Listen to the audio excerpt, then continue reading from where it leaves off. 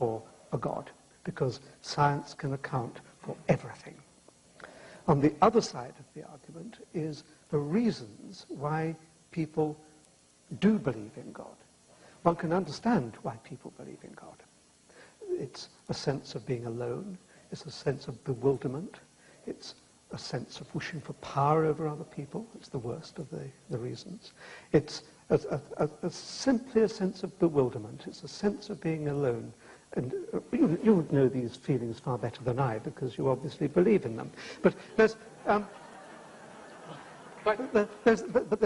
taken together with a reason why people believe, desperate to believe, together with the fact that you don't need actually a God, in a sense amounts to an argument against the existence of God.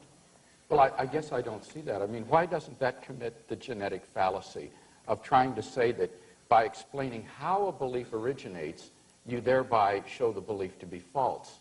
Even if it were true that belief in the existence of God were the product of fear and anxiety and so forth, which I don't for a minute admit, but even if it were, that's simply a genetic fallacy to say that because that's the way the belief originates, that therefore the belief is false. But that's only one half of the argument. I'm not saying that that alone is adequate, and I'm not saying that the fact that science can account for everything alone is also adequate. But taken together, the fact that science is omnipotent, and the fact that I can understand why people like you desperately want to believe in God, that is an argument against the existence of God. But two fallacious arguments put together don't make a sound argument, right? They are, but two legs are support.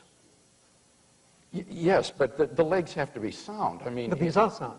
I mean, I'm arguing both the sufficiency and the necessity.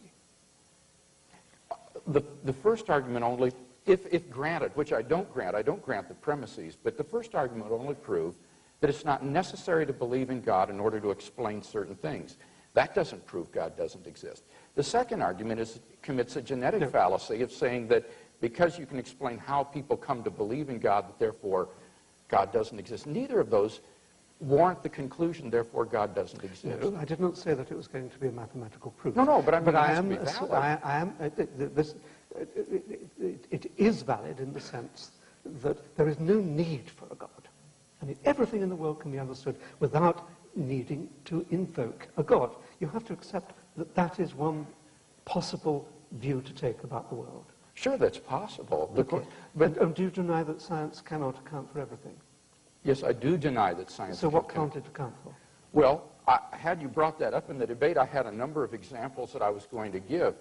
I think there are a good number of things that cannot be scientifically proven, but that we're all rational to accept. Let me list 5. Logical and mathematical truths cannot be proven by science. Science presupposes logic and math, so that to try to prove them by science would be arguing in a circle.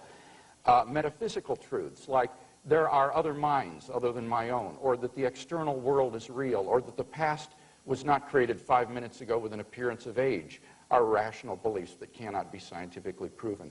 Ethical beliefs about statements of value are not accessible by the scientific method. You can't show by science whether the Nazi scientists in the camps did anything evil as opposed to the scientists in Western democracies. Aesthetic judgments, number 4, cannot be accessed by the scientific method because the beautiful, like the good, cannot be scientifically proven. And finally, most remarkably, would be science itself. Science cannot be justified by the scientific method. Science is permeated with unprovable assumptions. For example, in the special theory of relativity, the whole theory hinges on the assumption that the speed of light is constant in a one-way direction between any 2 points A and B. But that strictly cannot be proven. We simply have to assume that in order to hold to the theory. But you're missing the whole... So put that in your pipe and smoke it. Yeah, okay. So none of these beliefs can be scientifically proven, and yet they are accepted by all of us, and we're rational in doing so.